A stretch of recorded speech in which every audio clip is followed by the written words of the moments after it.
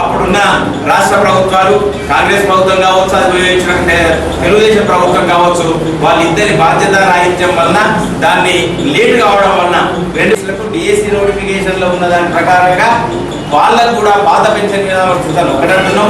CPS రద్దు కోసం కూడా మనం రద్దు కోసం కూడా తీవ్రమైన పోరాటం చేయవలసిన అవసరం ఉంది.